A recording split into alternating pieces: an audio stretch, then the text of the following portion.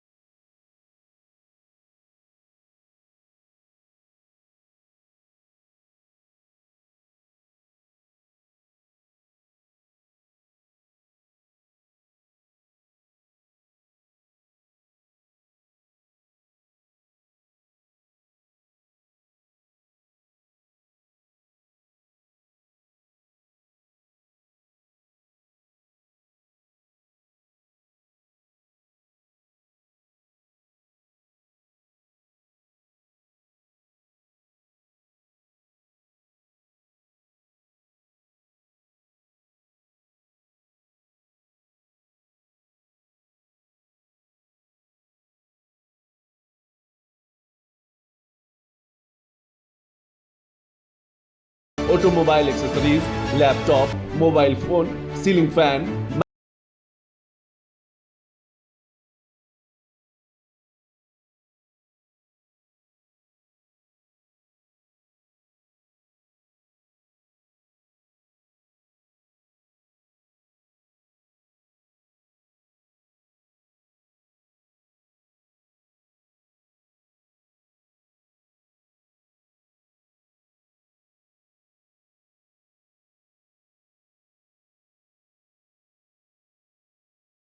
गुणवत्ता और मानकीकरण यानी कि बीआईएस का नियामक ढांचा,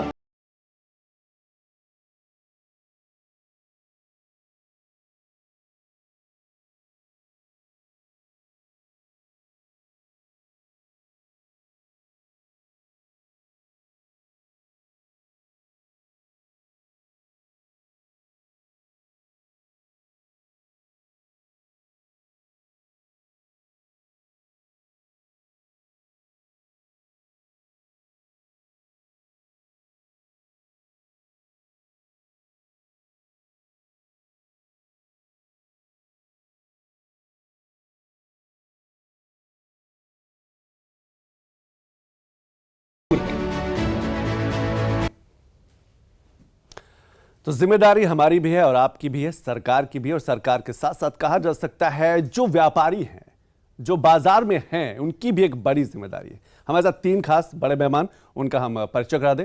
हमारे साथ सुधीर बिश्नोई जी हैं, सीनियर डायरेक्टर हैं और हेड ऑफ हैं बीआईएस के, भारतीय मानक ब्यूरो के, लखनऊ से जुड़े हैं। सुधीर जी, बहुत बहुत शुक्रिया समय निकालने के लिए। दूसरे खास मेहमान बिजोन मिश्रा जी हैं, consumer policy expert. Bijon sir, बहुत बहुत शुक्रिया, काफी दिनों बाद आपसे मुलाकात हो रही है, बहुत बहुत शुक्रिया। और तीसरे खास मेहमान हमारे साथ अनुराग रस्तोगी जी हैं, आईबीजीए के नॉर्थ इंडिया हेड है। अनुराग जी, बहुत बहुत शुक्रिया। लेकिन शुरुआत सुधीर जी आपसे करना चाहूंगा। सरकार की जितनी जिम्मेदारी है उतनी हमें लगता है कि आम नागरिक की भी जिम्मेदारी, यानी कि जो कंज्यूमर है, और उतनी ही जिम्मेदारी हमें लगता है जो मार्केट में है, जो बाजार में, जो व्यापारी है, उनकी भी है। तीनों का तालमेल बहुत जरूरी है। बिल्कुल ठीक बात है। देखिए, भारतीय मानक ब्यूरो वैसे भी एक जो हमारे मैन्युफैक्चरर्स हैं, जो कंज्यूमर्स हैं, उनके बीच में एक कड़ी का काम करता है, क्योंकि मैन्युफैक्चरर्स को अपना प्रोडक्ट मार्केट में ये इस्टेब्लिश करना है कि ये सर्टिफाइड प्रोडक्ट है और ये उच्च गुणवत्ता का प्रोडक्ट है, और कंज्यूमर को कैसे ये बिलीफ हो कि ये जो प्रोडक्ट या जो मैन्युफैक्चरर क्लेम कर रहे हैं वो सर्टिफाइड प्रोडक्ट गुणवत्ता वाला है या नहीं है। तो उसके लिए भारतीय मानक ब्यूरो जो इनको लाइसेंस प्रदान करता है, गुणवत्ता का लगातार परीक्षण करता रहता है, चेक करता है, चाहे वो फैक्ट्री में जाके हम लोग चेक करें या मार्केट से नमूने लेके उनको चेक करें। तो एक तरह से ये एक थर्ड पार्टी सर्टिफिकेशन हो जाता है, थर्ड पार्टी एश्योरेंस हो जाता है कंज्यूमर्स के लिए कि कंज्यूमर्स उन सारे प्रोडक्ट को आसानी से और विश्वास के साथ खरीद सकते हैं। बिल्कुल आसानी से और विश्वास, जो सुधीर जी ने विश्वास का शब्द प्रयोग किया ना, ये विश्वास ही है। ये कहा जा सकता है कि जो हॉलमार्क के निशान होते हैं या फिर बीआईएस की बात करें लगातार, और क्योंकि बाजार बहुत तेजी से बढ़ रहा है, बहुत से उत्पाद, बहुत से प्रोडक्ट हमारी आपकी आंखों के सामने है। बिजॉन सर, किस तरीके से देख पा रहे हैं जब हम कंज्यूमर के हक और अधिकारों की बात करते हैं तो हमें लगता है कि अवेयरनेस के लेवल पर और तेजी से काम करने की जरूरत है, क्योंकि बाजार बहुत तेजी से बढ़ रहा है, बाजार में ढेर सारे सामान आ रहे हैं।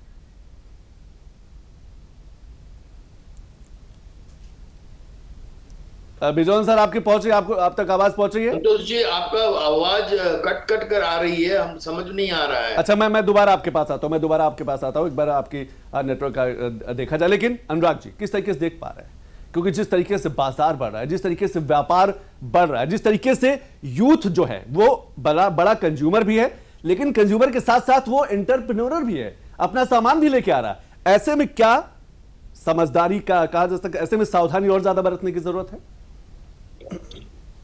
अनुराग जी,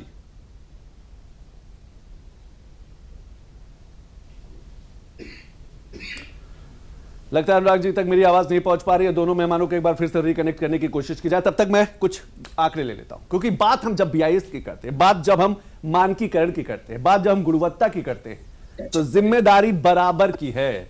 कोई ये नहीं कह सकता कि हमारी जिम्मेदारी नहीं है, वो चाहे बीआईएस की बात करें, सरकार की बात करें, व्यापारियों की बात करें, या फिर जो कंज्यूमर है उसकी भी उतनी जिम्मेदारी है कि कोई सामान खरीदे। तो कुछ बीआईएस के काम क्या है, ये एक बार देख लेते हैं। भारतीय मानक ब्यूरो की खास बातें क्या है जो बीआईएस की बात करते हैं, और कहा जा सकता है कि ये देखिए, राष्ट्रीय मानक निकाय जो है मानकों को विकसित और प्रकाशित करने वाली मुख्य संस्था है।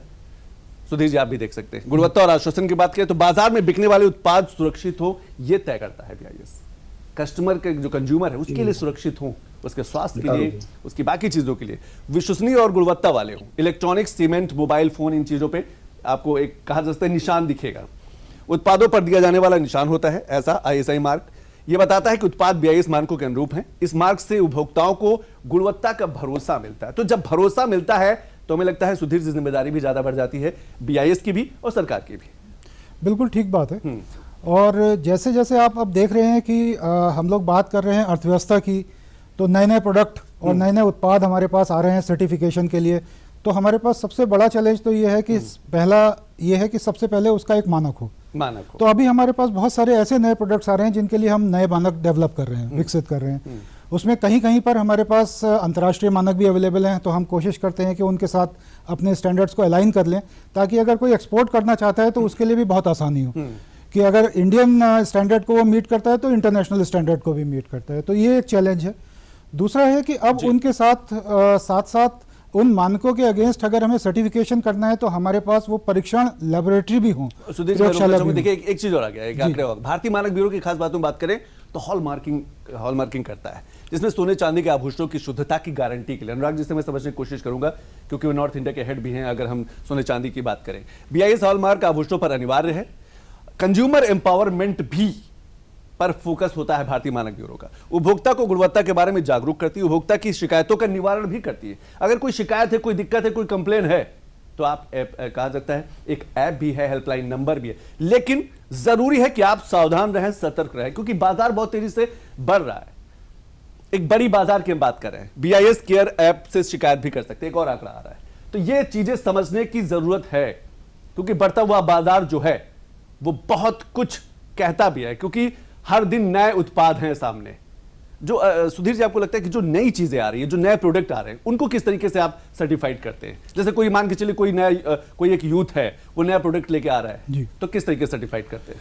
देखिए, सबसे पहले तो हम ये देखते हैं कि उसका मानक अवेलेबल है, और नहीं है तो फिर मानक अवेलेबल कराने की कोशिश करते हैं, मानक बनाते हैं। तो अगर मानक अवेलेबल है तब तो बहुत ही आसान काम हो जाता है कि हम उसका परीक्षण कर लें उत्पाद का किसी भी हमारी लेबोरेटरी में, जो हमारी सर्टिफाइड लेबोरेटरीज हैं, और उसके बाद उनको रजिस्ट्रेशन या लाइसेंस नंबर हम दे दें। लेकिन जहाँ पर मानक नहीं अवेलेबल होता है वहाँ पर पहले मानक की एक प्रक्रिया होती है बनाने की, वो मानक हमें बनाना पड़ता है, और मानक बनाने के बाद फिर हम उसके बाद उसका सर्टिफिकेशन करते हैं। तो ऐसे अब जो नए एंटरप्रेन्योर, जैसे आपने कहा कि कुछ नए एंटरप्रेन्योर आए हैं, और खास तौर से जो अब स्टार्टअप यूनिट्स हैं, जो इन यूनिट जो अपने नए प्रोडक्ट्स और नई चीज़ों को डेवलप करके ला रहे हैं, और मेरे पास भी काफ़ी ऐसे नए प्रोडक्ट्स आते हैं जिसमें कि हम देखते हैं कि कई बार स्टैंडर्ड या तो अपडेटेड नहीं है उनके लिए, या साथ में स्टैंडर्ड हमारा उसमें बनाने की और ज़रूरत है।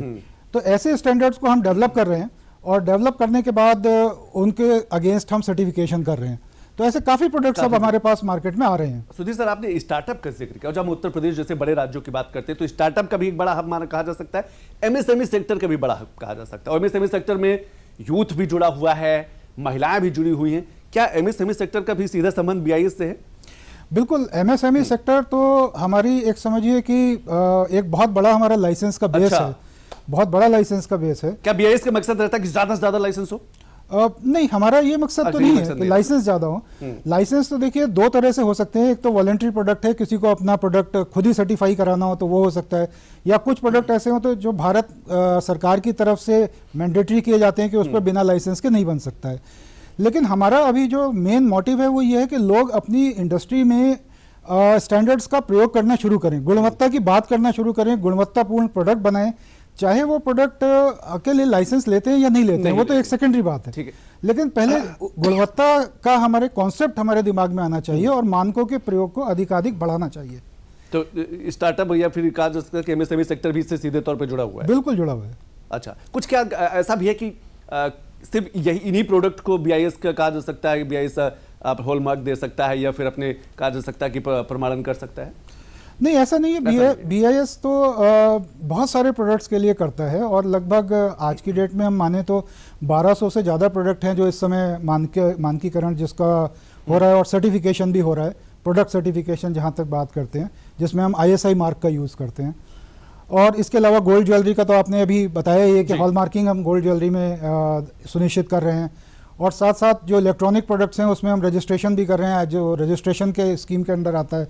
तो डिफरेंट टाइप के प्रोडक्ट्स के लिए जरूरी नहीं है कि एक ही स्कीम में वो सारे एक ही कवर हो स्कीम में जाएं। शामिल हो, तो हाँ। अलग अलग स्कीम्स हमने उसी तरह से चलाई है कि किस तरह का वो मार्केट बेस है और किस तरह का वो प्रोडक्ट है, किस तरह की उस प्रोडक्ट की लाइफ साइकिल है, क्योंकि इलेक्ट्रॉनिक प्रोडक्ट जो है वो बहुत जल्दी जल्दी चेंज होते हैं। तो उसमें हमने पाया कि ISI मार्क की स्कीम जो है वो उतनी लाभप्रद नहीं है या उतनी तेजी से हम नहीं कर सकते ठीक है। हैं, तो उसमें रजिस्ट्रेशन स्कीम हमने इम्प्लीमेंट की। क्या सिंगल विंडो सिस्टम, या फिर अगर कोई नया प्रोडक्ट आ रहा है, कोई यूथ है वो अपना सामान लेके बाजार में पहुंचना चाहता है, अपना व्यापार करना चाहता है, जैसे कि पीएम मोदी लगातार कहते हैं MSME को लेकर, स्टार्टअप को लेकर, ODOP जैसी योजनाएं देखिए यूपी में चल रही हैं, वो BIS के पास कैसे पहुंच सकता है और कितना समय लग सकता है? देखिए BIS हम ये एक्सपेक्ट नहीं कर रहे हैं कि वो हमारे पास पहुंचे, बल्कि हम ही उनके पास कैसे पहुंचने की अच्छा, कोशिश कर ठीक रहे है। हैं। तो सबसे पहला हमने ये काम ये किया है कि हमारे जितने भी प्रीमियर इंस्टीट्यूशंस हैं, जैसे IIT है और NITs हैं, इनके साथ हमने MOU किए हैं। लगभग 90 इंस्टीट्यूट से ज़्यादा हमने इंस्टीट्यूट्स के साथ MOU किए हैं, और वहाँ पर उनके स्टार्टअप्स के साथ हम लोग डायरेक्टली कनेक्टेड हैं। जो बीच बीच में हम वहाँ पर स्टार्टअप मीट करते रहते हैं।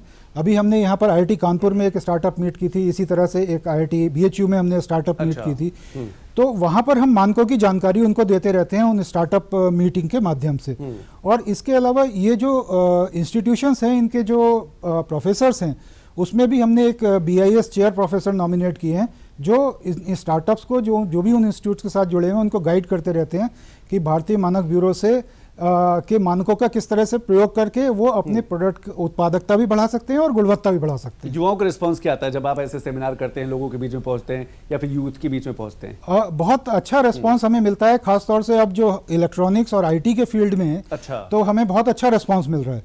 एक चीज और मैं आपसे समझूंगा, लेकिन एक आंकड़ा देखते कि जब हम ग्रामीण क्षेत्र की बात करते हैं, वहां से जुड़े युवाओं की बात करते हैं और उनके साथ वो MSME सेक्टर से आगे बढ़ना चाहते हैं, स्टार्टअप के माध्यम से आगे बढ़ना चाहते हैं, तब क्या दिक्कतें आती है? क्या अवेयरनेस को लेकर मैं आपके पास आऊंगा, लेकिन कुछ और, क्योंकि लगातार हम भारतीय मानक ब्यूरो के साथ साथ कंज्यूमर के राइट्स की भी बात कर रहे हैं, बढ़ते हुए बाजार की भी बात कर रहे हैं। जिस तरीके से बाजार बढ़ रहा है, जैसे जैसे बाजार बढ़ रहा है, जैसे जैसे उन बाजारों में उत्पादों की संख्या भी लगातार बढ़ती जा रही है। असली कौन नकली कौन सा है, यह पहचान पाना भी एक बड़ी चिंता भी है और बड़ी चुनौती भी है। और इसीलिए चाहे वो इलेक्ट्रॉनिक प्रोडक्ट्स हो या फिर सीमेंट की हम बात करते हैं या फिर सोने चांदी की लगातार हॉलमार्किंग होती ही रहती है, और भी जो प्रोडक्ट है, जो उत्पाद हैं, उनके लिए सावधान भी रहना बहुत जरूरी है। अब BIS के प्रमुख काम देख लेते हैं एक बार। सुधीर जी, आप भी देख सकते हैं। मानक विकास, भारतीय मानकों का निर्माण करना, प्रकाशन और समीक्षा करना, प्रमाणीकरण यानी कि सर्टिफाइड करना। जैसे सुधीर सर लगातार कह रहे हैं कि जो प्रोडक्ट आ रहा है, जो उत्पाद आ रहा है, उसको सर्टिफाइड किया जाता है, और कोशिश ये कर रहे हैं कि ये खुद उस सेक्टर तक पहुंचे, ये खुद इस इंटरप्रेन्योर तक पहुंचे। उत्पादों और प्रणालियों का प्रमाणन की योजना चलाना, हॉलमार्किंग, सोने और चांदी जैसी कीमती धातुओं के लिए हॉलमार्किंग करना, प्रयोगशालाओं को मान्यता देना। सुधीर जी, अगर मैं आता हूं आपके पास, लेकिन उपभोक्ता सशक्तिकरण, गुणवत्ता और मानकीकरण के बारे में जागरूकता पैदा करना, अंतरराष्ट्रीय सहयोग, ये एक बड़ा मुद्दा भी है, क्योंकि कई ऐसे प्रोडक्ट हैं जो ग्लोबल हैं, यानी कि दूसरे देश से आए हुए हैं, वो उनकी क्वालिटी कैसी है? सिर्फ कहा जा सकता है कि बाहर से आए हैं, इस नाम पे तो नहीं बिक रहे हैं, इस नाम पर तो कंज्यूमर तक के पास नहीं पहुंचे, उनकी क्वालिटी कैसी है, इसको भी जांचना परखना बेहद अहम है।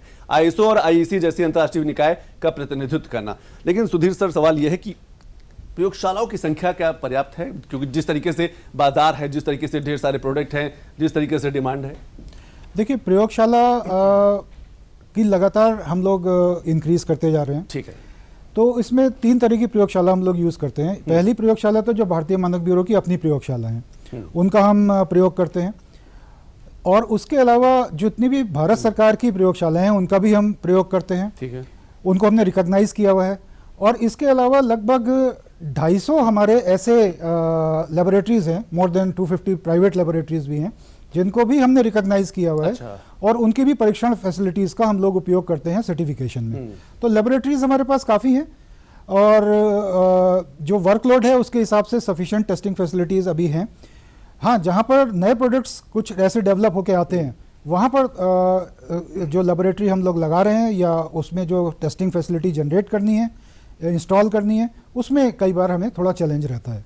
कई बार चुनौती रहती है। ये जो आप संख्या बता रहे हैं सिर्फ यूपी नहीं, ये मैं पूरा ऑल ओवर इंडिया और इंडिया बता रहे हैं, ठीक है। जो अंतर्राष्ट्रीय चीजों से सामान आता है, यानी कि जो विदेशों से सामान आता है, उसका मानकीकरण, उसका गुणवत्ता देखना कि वो कंज्यूमर के पहुंचने से पहले कि उसकी गुणवत्ता कैसी, उस पर किस तरीके से निगरानी रखते हैं? देखिए, दो तरह के, जैसे मैंने बताया था कि सर्टिफिकेशन वॉलंटरी और मैंडेटरी होता है। तो भारत सरकार ने काफ़ी प्रोडक्ट्स, लगभग 750 प्रोडक्ट्स तो मैंडेटरी किए हुए हैं, जिसके ऊपर बिना ISI मार्क के मटेरियल सेल ही नहीं हो सकता इंडिया में। अच्छा, ये मैं सिर्फ ISI मार्क वाले प्रोडक्ट्स की बात कर रहा हूँ अभी। और ये सारे प्रोडक्ट्स में अगर अंतर्राष्ट्रीय लेवल पर कोई भी मैन्युफैक्चरर, किसी भी बाहर का देश का मैन्युफैक्चरर यहाँ सप्लाई करना चाहता है, तो उसको पहले BIS का लाइसेंस लेना पड़ेगा। तो हम ऐसे केसेस में भी हम उनको जाके और BIS उनका जो चेक करके उनकी टेस्टिंग और मैन्युफैक्चरिंग कैपेबिलिटीज़ को हम लाइसेंस देते हैं, और BIS की हमारी जो रिकॉग्नाइज लैब है उसमें परीक्षण कराते हैं। तो वो सारे प्रोडक्ट्स भी सर्टिफिकेशन मार्क लगकर ही बाहर से यहाँ पर आते हैं। और ये काफ़ी सारे ऐसे प्रोडक्ट्स हैं जो अभी हमने मैंडेटरी किए हैं, जो भारत सरकार ने मैंडेटरी किए हैं, ख़ास तौर से जैसे टॉयज़ हो गए, और अभी स्पोर्ट शूज़ और जितने भी शूज़ हैं वो सारे मैंडेटरी किए हैं। तो इस वजह से क्या है कि जो भी प्रोडक्ट बाहर से आ रहे हैं, अब हम कह सकते हैं कि वो सारे सब स्टैंडर्ड प्रोडक्ट नहीं आ रहे हैं, सर्टिफाइड प्रोडक्ट हैं और क्वालिटी प्रोडक्ट हैं, अगर उनके ऊपर ISI मार्क लगा है। क्या इसमें राज्य सरकार की भी भूमिका बहुत महत्वपूर्ण हो जाती है, जब हम स्टेट गवर्नमेंट के रोल की बात करते हैं खासतौर से? जी, स्टेट गवर्नमेंट में देखिए क्या है कि स्टेट गवर्नमेंट में बहुत सारा प्रोक्योरमेंट होता है। तो ये बहुत जिम्मेदारी बन जाती है स्टेट गवर्नमेंट की कि प्रोक्योरमेंट में सर्टिफाइड मटेरियल अगर अवेलेबल है तो सर्टिफाइड मटेरियल ही खरीदें, ताकि जो भी सरकार उनको आगे पहुंचाना चाहती है जिन तक, वो अच्छी गुणवत्ता का सामान उन तक पहुंचे। बिल्कुल, आपने सही कहा कि अच्छी गुणवत्ता का सामान जो है वो कंज्यूमर तक, यानी कि जो उपभोक्ता है, जो पैसे खर्च करता है और एक बाजार से उत्पाद खरीदता है, तो उसका हक है, उसका राइट है ये कि उस तक जो भी सामान पहुंच रहा है वो उसका सर्टिफिकेशन हुआ हो, मानकीकरण हो, और उसकी जो क्वालिटी है वो भी बेहतर हो। एक रिपोर्ट देख लेते हैं, क्योंकि जो बाजारों में ऐसा भी बहुत सा सामान भरा हुआ है जो कहा जा सकता है कि सर्टिफाइड नहीं है, जो वो गुणवत्ता है, वो जो मानक हैं, उन मानकों को नहीं पूरा कर पा रहा है। ऐसे सामान के लिए, ऐसे उत्पाद के लिए, ऐसे प्रोडक्ट के लिए सरकार के पास क्या कहा जा सकता है, क्या कर रही है? BIS के पास क्या है? ऐसे सामानों के लिए उनके साथ क्या किया जाता है? एक रिपोर्ट देख लेते हैं पहले। ऑनलाइन प्लेटफॉर्म्स पर बिक रहे बिना ISI मार्क वाले हेलमेट, बिना ISI मार्क वाले 200 ड्रम जब्त, फैक्ट्री पर छापा, फर्जी हॉलमार्क के खिलाफ BIS का एक्शन, नकली प्रोडक्ट्स बेच रहे Amazon, फ्लिपकार्ट पर BIS का रुख सख्त। ये सिर्फ खबरें नहीं, उपभोक्ताओं की सुरक्षा का सवाल है, उत्पादों की विश्वसनीयता का सवाल है। ऑनलाइन शॉपिंग प्लेटफॉर्म्स पर बिना प्रमाणित प्रोडक्ट्स की बिक्री, देश में नकली हेलमेट की खरीद बिक्री, सोने के आभूषणों पर फर्जी हॉलमार्क, ऐसी न्यूज आम जनता तक अक्सर पहुंचते रहते हैं, और इसी को लेकर BIS यानी भारतीय मानक ब्यूरो ने अपना रुख सख्त कर दिया है। नकली ISI मार्क वाले उत्पादों के खिलाफ कई राज्यों में छापेमारी। तमिलनाडु में Amazon, फ्लिपकार्ट के वेयर हाउस से बिना लाइसेंस वाले खिलौने, पंखे और स्टील की बोतलें जब्त। दिल्ली के Amazon वेयर हाउस से 70 लाख रुपए के नकली ISI मार्क वाले प्रोडक्ट्स बरामद। हैदराबाद में Amazon वेयर हाउस से नकली ISI मार्क वाले स्मार्ट वॉच, वाटर हीटर जब्त। में जो अकाउंटेबिलिटी है वो दोनों पार्टी की है, Amazon की भी है क्योंकि उनके स्टोर से, उनके प्लेटफॉर्म से वो सामान सेल हो रहा है, और साथ में मैन्युफैक्चरर या जो मार्केटेड बाई जो कंपनी है उनकी भी रिस्पॉन्सिबिलिटी है। तो सभी के खिलाफ हम लीगल एक्शन प्रोसीड कर रहे हैं। BIS द्वारा की गई इन कार्रवाइयों से ये संदेश जाता है कि कोई भी व्यक्ति या कंपनी मानक नियमों का उल्लंघन नहीं कर सकती, और उपभोक्ताओं को धोखा देने वाले दोषियों को सजा मिलनी तय है। ये कदम न केवल बाजार में बेचे जा रहे उत्पादों की विश्वसनीयता को बढ़ाते हैं, बल्कि उपभोक्ताओं के विश्वास को भी मजबूत करते हैं। आज के इस दौर में उपभोक्ताओं को अपनी खरीदारी में सतर्क रहना बेहद जरूरी है। अगर उच्च गुणवत्ता और सुरक्षित उत्पाद चाहिए तो ये जानना आवश्यक है कि हम कैसे गुणवत्ता से संबंधित जानकारी प्राप्त कर सकते हैं। गुणवत्ता जांचने के लिए BIS केयर ऐप का उपयोग करें। प्रोडक्ट पर दिए गए 7 अंकीय नंबर CML नंबर से करें जांच। ISI मार्क असली है या नकली, CML नंबर से सिद्ध हो जाएगा। ISI मार्क गुणवत्ता और सुरक्षा के मानकों पर खरा उतरने की पहचान है। असली मार्क के साथ भारतीय मानक कोड और निर्माता का नाम भी होता है। जागरूक ग्राहक बनना हमारे लिए जरूरी है, क्योंकि इससे हम अपनी खरीदारी को सुरक्षित बना सकते हैं। BIS की सहायता से हम आसानी से असली और नकली उत्पादों के बीच अंतर कर सकते हैं और उपभोक्ता सुरक्षा को सुनिश्चित कर सकते हैं। BIS केयर ऐप जैसे उपायों से हम अपनी खरीदारी को स्मार्ट और सुरक्षित बना सकते हैं। BIS उपभोक्ताओं की सुरक्षा को बढ़ावा देता है और साथ ही भारतीय बाजार को भी सशक्त बनाता है। तो गुणवत्ता बेहद जरूरी है, क्योंकि भारत का जो सामान है दुनिया के जब कोने कोने तक पहुंचता है तो जो गुणवत्ता है ये भारत की एक बड़ी तस्वीर उभार कर सामने रखता है। भारत की जो इमेज है, कहा जा सकता है जो लोकल से ग्लोबल होने की बात की जाती है, तो लोकल से ग्लोबल में वो कंपटीशन भी है कि दुनिया के बाजारों में भारत का जो उत्पाद है अपनी एक अलग पहचान बना सके। और इसीलिए सरकार, खासतौर से प्रधानमंत्री मोदी लगातार यह आह्वान करते रहे हैं कि भारत का जो सामान है उसकी क्वालिटी पर बड़ा फोकस करने की जरूरत है, क्योंकि भारत चौथी बड़ी आर्थिक शक्ति है और भारत का बहुत सा सामान दुनिया के कोने कोने तक पहुंचता है। और ऐसे में क्वालिटी जो है, जो गुणवत्ता है, जो सर्टिफिकेशन है, वो बेहद जरूरी है। और इसीलिए BIS की बात करें या फिर दूसरी संस्थाओं की बात करें, लगातार उनकी पैनी नजर रहती है। लेकिन सुधीर जी, सवाल यह है, असली कौन, नकली कौन, इसकी पहचान कैसे? क्योंकि आम कंज्यूमर तो इतना जागरूक होने है भी नहीं, और हमें लगता है कि इतना ध्यान भी नहीं दे पाता। देखिए, कंज्यूमर के हाथ में टूल्स तो बहुत सारे हैं। देखिए, ये बिल्कुल सही आपने कहा। इलेक्ट्रॉनिक्स का जमाना है, IT का जमाना है अब। तो अगर आप अपने टूल्स को यूज नहीं करेंगे तो फिर उनका बनाने का फायदा भी नहीं होगा, और नुकसान अल्टीमेटली कंज्यूमर का ही होता है। तो ये बहुत जरूरी है कि सबसे पहले तो आप उन टूल्स के बारे में जान लें जिनसे आप किसी भी धोखे से बच सकते हैं। और जैसा BIS केयर ऐप हमने बनाया है, जो कि आप एंड्रॉयड प्ले स्टोर से या अपने मोबाइल, मोबाइल फोन में, अगर आपके पास iPhone है तो उसके प्ले स्टोर से आप डाउनलोड कर सकते हैं। और जितना भी प्रोडक्ट आपका सर्टिफाइड प्रोडक्ट होगा, उसके ऊपर आपका जो लाइसेंस नंबर लिखा है, वो लाइसेंस नंबर उस ऐप से आप वेरीफाई कर सकते हैं। तो आप मान लीजिए कोई सामान खरीदने गए, आपने वहाँ दुकान पर एक सामान उठाया, उस पर आपने देखा कि ISI मार्क लगा हुआ है, उसके नीचे लाइसेंस नंबर लिखा हुआ है। उस लाइसेंस नंबर को आप वहीं पर बैठे बैठे पहले ऐप में चेक कर लीजिए कि ये नंबर वैलिड है और ये नंबर ऑपरेटिव है, और ये जो वैरायटी में खरीद रहा हूँ, ये जो सामान मैं खरीद रहा हूँ, ये उसके स्कोप में शामिल है। बस इतना सा आपको देखना है। एक बार आपने ये वेरीफाई कर लिया तो फिर उसके बाद आप एश्योर हो सकते हैं कि जो प्रोडक्ट आप खरीद रहे हैं वो बिल्कुल सही खरीद रहे हैं। तो ये छोटा सा काम हमें करना है। इसी तरह से अगर आप हॉलमार्क ज्वेलरी खरीदने जा रहे हैं, हर हॉलमार्क ज्वेलरी पर एक 6 डिजिट का HUID नंबर होता है, अल्फान्यूमेरिक नंबर होता है। वो भी आप इसी ऐप के माध्यम से आप चेक कर सकते हैं, वो HUID नंबर डाल के, कि वो ज्वेलरी किस ज्वेलर ने बनाई है, कहाँ पर वो टेस्ट हुई है, वो कितने कैरेट की ज्वेलरी है और कब उसकी हॉलमार्किंग हुई है। ये सारा उसमें आपको डिटेल हाथ के हाथ मिल जाएगा। लेकिन सुधीर जी, जैसे अगर हम बात करें कि गांव का कोई कंज्यूमर है, वो कोई सामान खरीदता है या मोबाइल खरीदता है, वो नंबर भी उस पर लिखा हुआ है, ISI का मार्क भी लगा हुआ है, अगर वो खरीद लेता है, उसके बाद उसको पता चलता है कि नहीं, ये जो सामान मैंने खरीदा है या ISI यानी कि BIS से सर्टिफाइड नहीं है, उसके बाद क्या हो सकता है? उसके बाद वो कंप्लेंट कर सकते हैं। अच्छा। और किसी भी तरह से, अगर वो पत्र के माध्यम से करना चाहते हैं तो पत्र के माध्यम से कर दें। हमारे BIS के वेबसाइट पर एक लिंक दिया हुआ है, वहां से आप कंप्लेंट कर सकते हैं। BIS केयर ऐप से आप डायरेक्ट कंप्लेंट कर सकते हैं। तो बहुत माध्यम है, ईमेल के माध्यम से कंप्लेंट भेज सकते हैं, जो भी आपको तरीका लगता है कि जिस माध्यम से कर सकते हैं। अगर आप खुद आके बताना चाहते हैं तो खुद आके बता सकते हैं।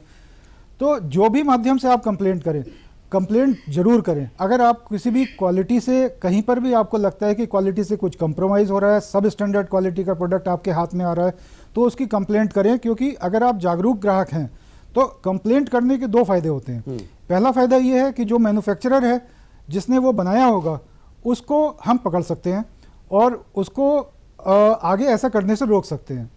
साथ ही साथ जो दूसरे कंज्यूमर्स हैं जो सामान खरीद रहे हैं, वो भी उस खराब सामान को खरीदने से बच सकते हैं। तो इस तरह से आपकी जागरूकता से सभी पूरी सोसाइटी को फायदा होता है। बिल्कुल आपने सही कहा कि जागरूकता से पूरी सोसाइटी को फायदा होता है, और ये भी पता चल जाता है कि बाजार में, मार्केट में कौन सा ये सामान है जो कहा जा सकता है सर्टिफाइड नहीं है या मानकों के अनुरूप नहीं है, जो मानक हैं, जो तय मानक किए हैं भारतीय मानक ब्यूरो ने, वो पूरे नहीं करते, लेकिन फिर भी बाजार में उनकी उपलब्धता है। लेकिन सुधीर जी, क्या ऐसे जो भंडारण है या फिर ऐसे जो निर्माता हैं या फिर ऐसे जो लोग ऐसा सामान बना रहे हैं जो मानक के अनुरूप नहीं है, उन पर कुछ कार्रवाई भी होती है? बिल्कुल कार्रवाई होती है और लगातार हमारे दो तरह से ये काम चलता रहता है। एक तो हमारे पास कंप्लेंट्स तो आती ही हैं। अच्छा। कंप्लेंट्स पर हम जब एक्शन लेते हैं तो हम पहले इन्वेस्टिगेशन करा के पता लगाते हैं कि ये कहाँ पर इस तरह का काम हो रहा है और फिर हम छापामारी का कार्रवाई करते हैं। इसके अलावा हमारी लगातार एक टीम है 3 लोगों की जो कि मार्केट सर्वेलेंस करती रहती है और मार्केट में भी हमें जहाँ पर पता चलता है तो हम लगातार इस तरह की छापेमारी की कार्रवाई करते हैं। ख़ास तौर से अब क्योंकि बहुत सारा लोग अब ऑनलाइन सामान खरीदने लगे हैं। ऑनलाइन सामान, हाँ। तो ऑनलाइन सामान में भी लोगों के साथ काफ़ी धोखा हो जाता है। तो इससे बचने के लिए भी, और पहले जैसे मैंने बताया केयर ऐप का तो आपको यूज़ करना ही है, लेकिन साथ में अगर इस तरह की कोई आप शिकायत हमें करते हैं या हमें स्वतः ही इस तरह का पता चलता है तो हम इस तरह के ऑनलाइन जगह पर भी छापेमारी करते हैं। अभी यहाँ पर लखनऊ के पास ही हमने कुछ दिन पहले एक छापेमारी की थी एक बड़े ऑनलाइन प्लेटफॉर्म के वेयर हाउस पर, और उसमें काफ़ी मात्रा में हमें कुछ सब स्टैंडर्ड प्रोडक्ट या विदाउट मार्किंग ऐसे प्रोडक्ट मिले जो कि जिन पर मार्किंग होना भारत सरकार की तरफ से कंपलसरी है। तो वहाँ पर भी हमने एक्शन लिया है। तो ना सिर्फ यह है कि जो डीलर हैं या दुकानदार हैं या मैन्युफैक्चरर्स हैं उनके ऊपर हम काम कर रहे हैं, बट लगातार हम ऑनलाइन प्लेटफॉर्म्स के ऊपर भी अपनी नज़र रखे हुए हैं और वहाँ से भी हम लगातार इस तरह की सर्वेलेंस करते रहते हैं। क्या सुधीर सर चुनौतियाँ थोड़ा सा और बढ़ गई क्योंकि अब जैसे आपने कहा ना कि ऑनलाइन शॉपिंग ये चलन हो गया, हमें लगता है कि अब धीरे धीरे ज़्यादातर से बाजारों से सिमट कर वो मोबाइल से शॉपिंग होने लगी है। अलग अलग वेबसाइट है, अलग अलग ऐप हैं। अब ज़्यादा निगरानी रखने में थोड़ी दिक्कतें हैं या आसान हो गया है? नहीं, ये अब हमारे लिए इसमें हम ये कहेंगे कि चैलेंज तो बहुत ज़्यादा नहीं बढ़ा है, लेकिन ये है कि हमारे लिए मॉनिटरिंग करना भी आसान हो गया। मॉनिटरिंग आसान हो गई है क्योंकि ऑनलाइन ऐप पर हम लोग हमेशा ये वेरीफाई कर सकते हैं और हमारी जो ये रेड हमने की हैं अभी ऑनलाइन शॉपिंग पोर्टल्स पर, इन पर जो इनके वेयर हाउसेस हैं जी, तो उसके बाद उन्होंने भी अपनी तरफ से स्वतः ये बात संज्ञान में ली है और वो भी ये देख रहे हैं कि जो कि भारत सरकार की तरफ से मैंडेटरी प्रोडक्ट हैं, कम से कम वो प्रोडक्ट ISI मार्क के साथ ही उनके स्टोर में उपलब्ध हों। तो लेकिन ये जो इस तरह की जो हमारा सर्वेलेंस सिस्टम है ये लगातार चलता रहता है और जैसे जैसे हमें इन्फॉर्मेशन मिलती है हम लगातार छापेमारी की कार्रवाई कर सकते हैं ताकि उपभोक्ताओं के साथ कोई धोखा ना हो और उपभोक्ताओं के साथ जो उनको प्रोडक्ट खरीद रहे हैं उसकी क्वालिटी में कोई कंप्रोमाइज़ ना हो। बिल्कुल आपने सही कहा कि जो उपभोक्ता है, जो सामान खरीद रहा है, जो अपनी गाढ़ी कमाई का पैसा सामान खरीदने में खर्च कर रहा है, वो ये उम्मीद, उसका हक, उम्मीद भी करता है और ये उसका राइट है, हक भी है कि उसके हाथ तक जो भी सामान पहुंचे उसकी गुणवत्ता अच्छी हो, वो मानकीकरण में खरा उतरे। लेकिन बढ़ता बाजार है तो ऐसी जो समस्याएं हैं वो भी बहुत है कि उन बाजारों में ऐसे भी सामान रहते हैं जो कहा जा सकता है कि मानकीकरण के अनुरूप नहीं है और इसी पर लगातार नजर रखी जा रही है। लेकिन जो उपभोक्ता है वो कैसे जागरूक रहे, कहां शिकायत कर सकता है, कौन सा ऐप है, ये जानना और समझना बहुत जरूरी है।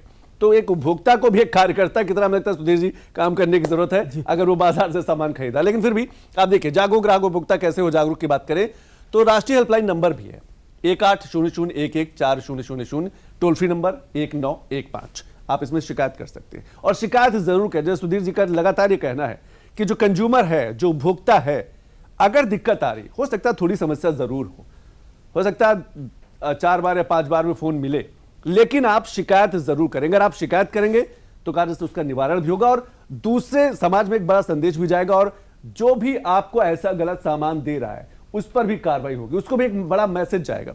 दूसरा है BIS और ISI मार्क और हॉलमार्क देखकर सामान खरीदे। उत्पाद खरीदने से पहले पूरी जानकारी जरूर लें। आपको कहा जा सकता है अलर्ट मोड पे हमेशा रहना है। कोई बड़ा सामान अगर ऐसा आप खरीदते हैं, उत्पाद खराब हो तो शिकायत दर्ज करें, सुरक्षा के अधिकार का उपयोग करें। सुधीर जी, कौन सा बेहद महत्वपूर्ण आपको लगता है, शिकायत करना या फिर कहा जा सकता है कि जागरूक रहना, पहले ही पूरी जानकारी? देखिए, सबसे पहले तो जागरूक रहना सबसे ज्यादा जरूरी है क्योंकि अगर हम जागरूक रहेंगे तो हम हमेशा पहले खुद को धोखे से बचा सकते हैं। खुद को धोखे से बचा सकते हैं, सबसे ज्यादा जरूरी तो ये है। लेकिन फिर भी अगर आपके साथ धोखा हो जाता है तो फिर कंप्लेंट जरूर करें। हम लोगों के यहाँ ये एक तरह से समझ लीजिए कि हम लोगों की मानसिकता ऐसी है कि अगर कोई छोटा हमारे साथ कोई धोखा हो जाए 50 रुपए 100 रुपए की चीज का, तो हम सोचते हैं कि कौन इतना माथापच्ची करे, करे, छोड़ो उसको। लेकिन आप ये सोचिए कि वो उससे उसको उस चीज को और बढ़ावा मिलता है, तो बाकी कंज्यूमर्स के साथ भी धोखा हो सकता है। तो इसलिए ये बहुत जरूरी है कि आप तुरंत कंप्लेंट करें ताकि उस चीज पर वही रोक लगाई जा सके और बाकी कंज्यूमर्स को उनसे बचाया जा सके। तो ये बहुत इंपॉर्टेंट है कंप्लेंट करना। और एक चीज और बहुत जो इंपॉर्टेंट है वो ये है कि बहुत बार हम लोग ऐसा करते हैं कि जब हम सामान खरीदते हैं तो हम बिल नहीं लेते हैं। हाँ। ये एक बहुत ही इंपॉर्टेंट, बहुत कॉमन है, बहुत सामान्य सी समस्या हो गई है अभी। बहुत कॉमन है। हम लोग ये कह सकते हैं कि हाँ, ऑनलाइन प्लेटफॉर्म आने के बाद ये बहुत इंपॉर्टेंट, ये बड़ा एक अच्छा वो हुआ है कि बिल आपको मिलता है, ऑनलाइन रिसिप्ट रहती है, मिलता है बिल आपको। और लेकिन अभी भी बहुत सारी जगह ऐसा है जहां पर कि बिल नहीं लेते हैं लोग, या बिल को संभाल के नहीं रखते हैं। तो खासतौर से ऐसे प्रोडक्ट जहां पर कि वारंटी वाले प्रोडक्ट्स होते हैं, बिल को संभाल के भी रखें, ताकि जब आप कंप्लेंट करें तो आपके पास एक ऐसा डॉक्यूमेंट हो जिससे आप ये प्रूव कर पाएं कि ये सामान आपने यहाँ से खरीदा था, ताकि अगर उसकी गुणवत्ता में या कहीं पर आपके साथ धोखा हुआ है तो उनके खिलाफ कार्रवाई करने में हमें आसानी हो।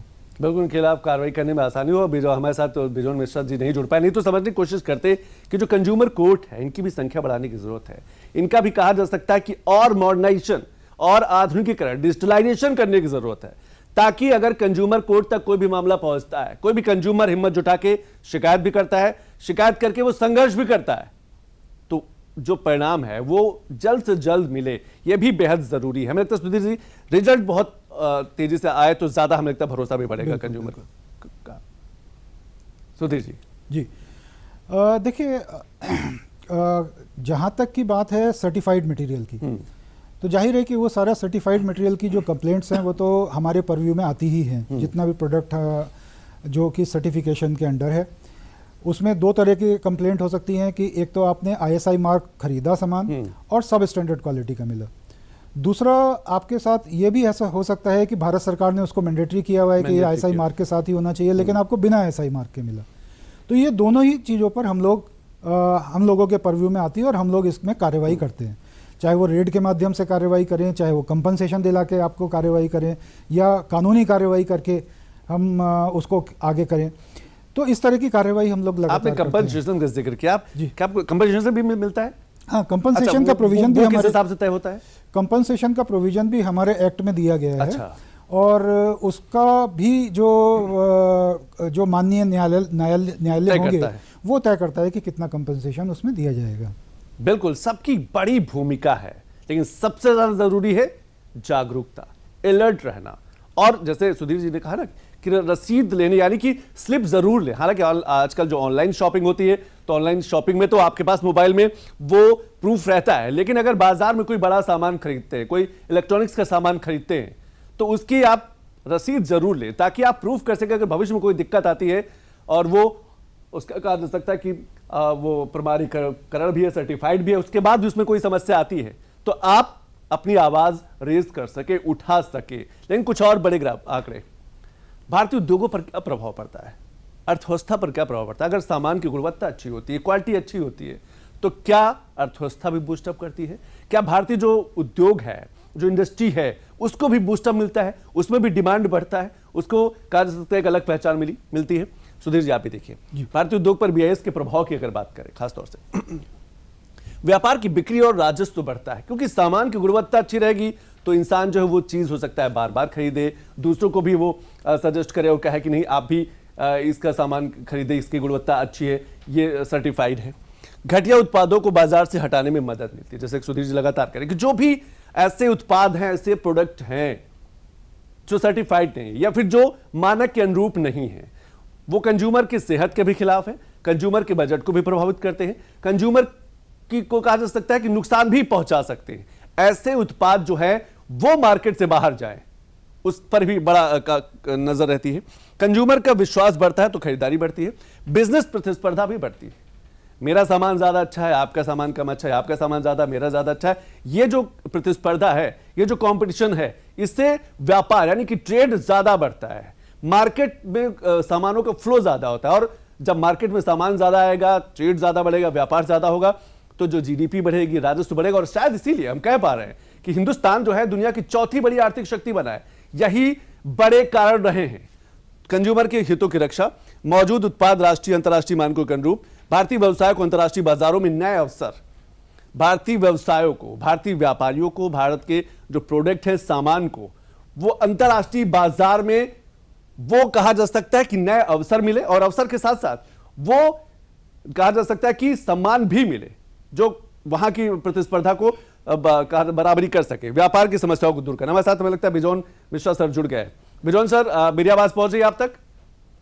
नमस्कार सर, सॉरी सर, बहुत बहुत कहा जा सकता है कि नेटवर्क की थोड़ी सी दिक्कत थी, लेकिन हमको ये चीज अच्छा लगा कि आप लोग एकदम जुड़े रहे और इसको ठीक कर हमको लाए फिर से। अरे सर, आपको बहुत जरूरी है।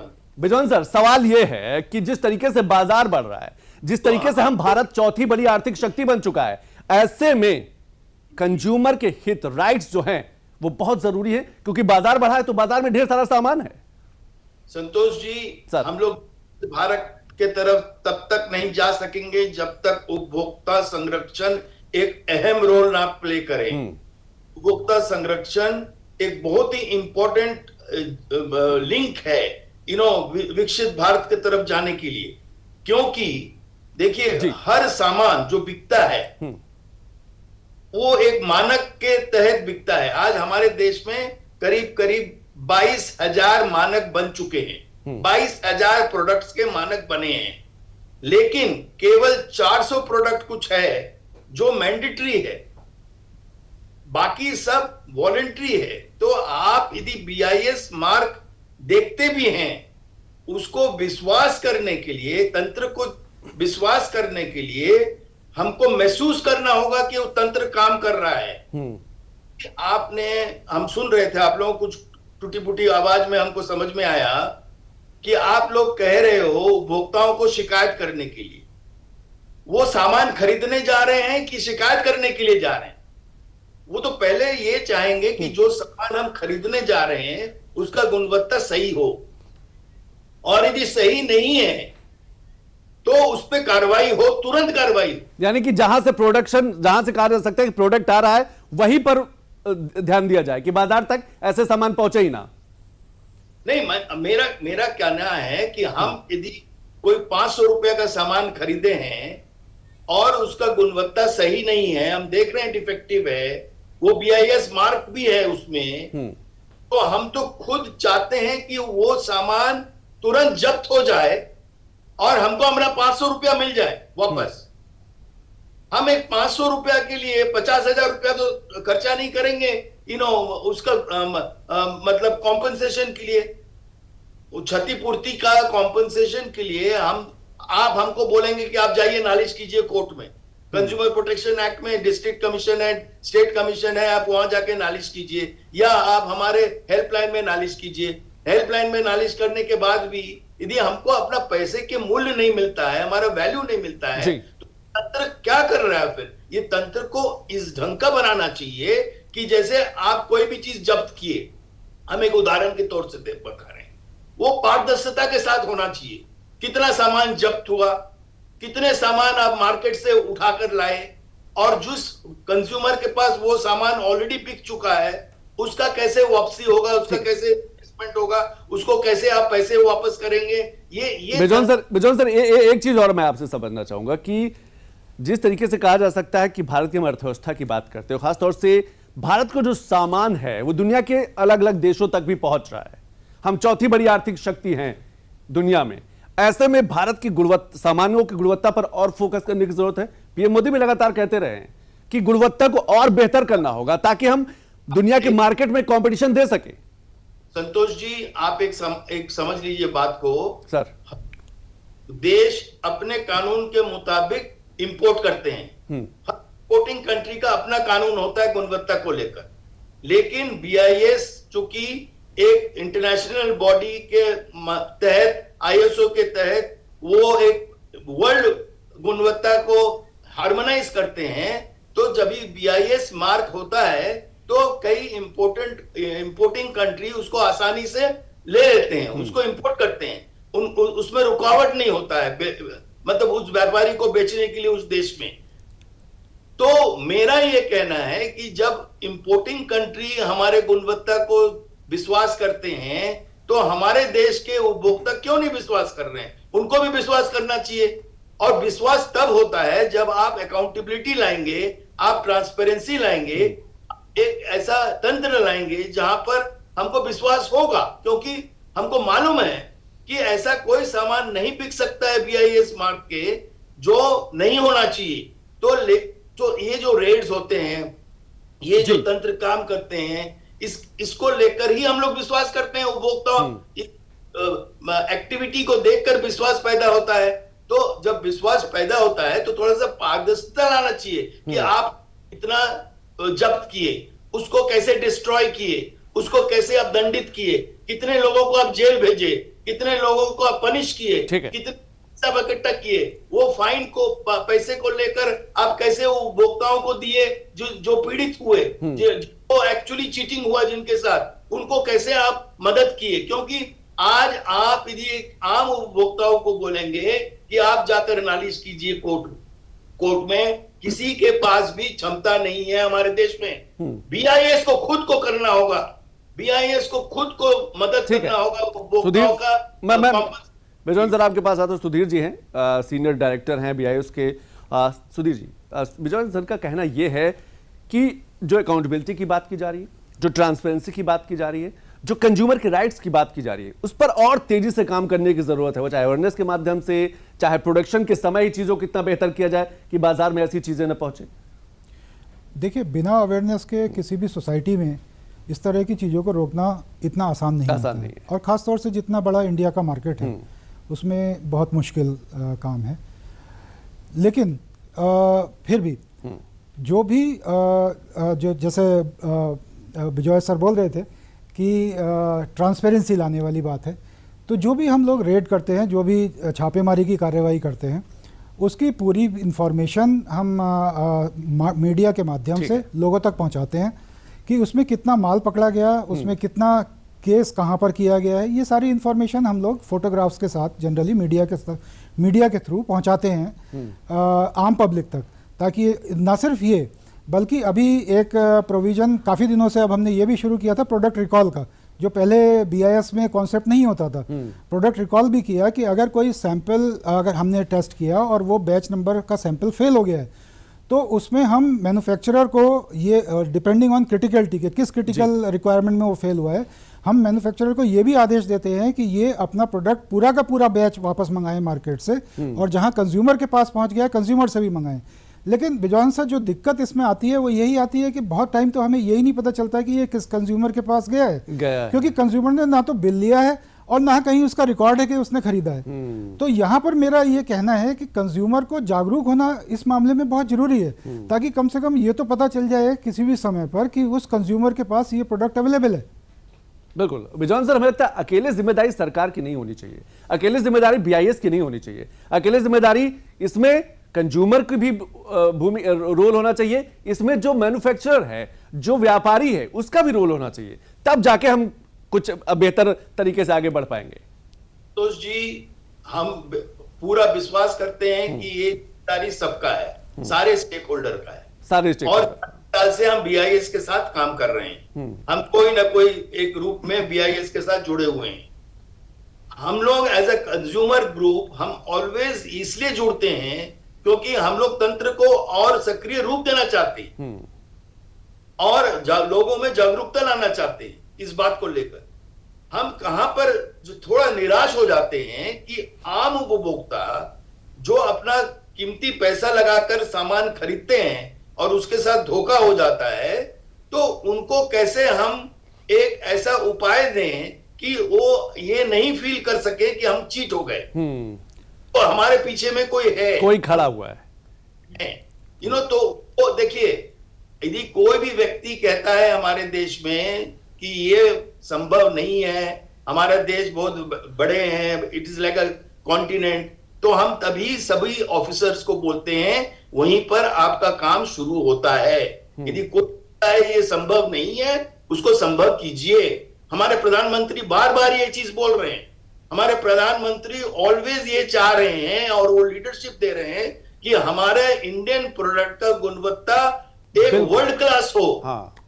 और हर उपभोक्ताओं को ये महसूस हो कि हमारे को कोई भी सब स्टैंडर्ड प्रोडक्ट बिका नहीं जा रहे हैं। तो इसलिए हम बार बार कर रहे हैं, खाली 400 क्यों मैंडेटरी कानूनी है, क्यों नहीं 22,000 जो मानक बनाए हैं वो 22,000 मानक को क्यों नहीं आप कंपलसरी करते हैं, क्यों नहीं आप ये मतलब फर्म अप करते हैं कि वो सही ढंग से कोई भी सामान जो मार्केट में बिक रहा है वो BIS के गुणवत्ता के अनुसार हो, अनिवार्य हो। और यदि वो धोखा दे रहा है तो उनके ऊपर ऐसा एक कानूनी रूप देनी चाहिए, एक ऐसा डिटरेंट होनी चाहिए कि वो दोबारा वो गलती ना करे और वो दोबारा उस व्यापार में आ नहीं सके। इस ढंग का डिटरेंट एक्शन लेना चाहिए, तभी हम लोग में विश्वास होगा। आपने सही कहा कि एक्शन बहुत जरूरी है। बिजॉन सर, हमें लगता है कि भारत का जो प्रोडक्ट है वो भारत के एक एम्बेसडर की तरह काम कर रहा होता है। अगर दुनिया के किसी देश में जाता है और उसमें लिखा होता है कि मेड इन इंडिया है ये चीज, तो वो वहां पर भारत की एक इमेज पेश कर रहा होता है। और इसीलिए जरूरी है कि भारत का जो सामान उत्पाद हो, इसीलिए जैसे आपने सही कहा कि पीएम मोदी लगातार कहते रहे। आज हम आपको संतोष बताएं, हम आपको छोटा सा उदाहरण देते जी। हमारे देश में 60% दवाई विदेश में बिक रहा है, 40% हम लोग डोमेस्टिक कंजम्पशन करते हैं। इंडिया में जितना फैक्ट्रीज हैं वो मैक्सिमम इंडिया में है कंपेयर टू अमेरिका ऑल्सो, जो फार्मास्यूटिकल US FDA के अनुसार वो सक्रिय रूप दिया गया है, उसको एक्रेडिटेशन मिला है, उसको अप्रूवल मिले हैं। हमारे देश में कोई कमी नहीं है। हम आपको वही बताना चाह रहे हैं। हमारे जो इंडस्ट्रीज है, हमारे जो स्मॉल स्केल इंडस्ट्रीज हैं, वो इतने अच्छे टॉयज बना रहे हैं, वो इतना अच्छे इलेक्ट्रिकल गुड्स बना रहे हैं कि उसका कोई तुलना नहीं है। लेकिन वही सामान जो विदेश में जा रहा है वो सब स्टैंडर्ड रूप से हमारे देश में बिक रहा है।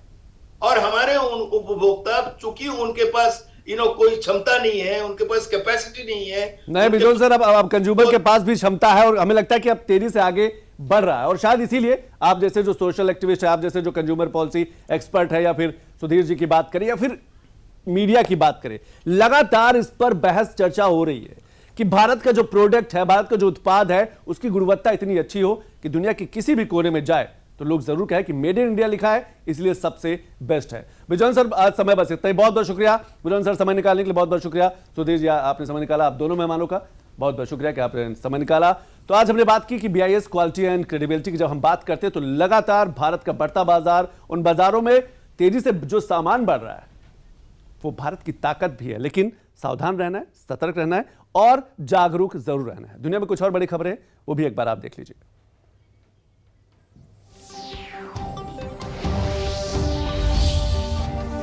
बांग्लादेश में एनसीपी नेता मोहम्मद मोतालेब शिकदर को घर में घुसकर गोली मारी गई। बांग्लादेशी मीडिया के अनुसार वो गंभीर हालत में अस्पताल में इलाजरत हैं।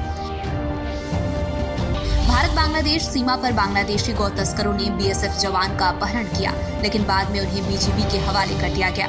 दोनों देशों के बीच बातचीत के बाद जवान को वापस लाने की प्रक्रिया शुरू हो गई है। अमेरिका के डिपार्टमेंट ऑफ जस्टिस ने जेफरी एप्स्टीन सेक्स स्कैंडल से जुड़े 3 लाख दस्तावेज जारी किए, जिनमें बिल क्लिंटन, माइकल जैक्सन और अभिनेता क्रिस टकर की तस्वीरें सामने आईं। रूस ने यूक्रेन और अमेरिका के बीच त्रिपक्षीय बातचीत की संभावना को खारिज कर दिया है। रूसी राष्ट्रपति पुतिन के विदेश नीति सलाहकार यूरी उशाकोव ने कहा कि फिलहाल ऐसी कोई बैठक आयोजित नहीं की जा रही है। गाजा में सीज फायर के बावजूद अंदरूनी संघर्ष जारी है। गाजा में 5 इजरायल समर्थित मिलिशिया ग्रुप सिविलियन फोर्स सक्रिय हो गए हैं। ये समूह गाजा के विभिन्न इलाकों में हमास के सदस्यों को टारगेट करके हत्याएं कर रहे हैं। तो बिग न्यूज, बिग एनालिसिस में आज बस इतना ही। कल फिर किसी बड़ी खबर के साथ आपसे मुलाकात होगी। तब तक के लिए नमस्कार।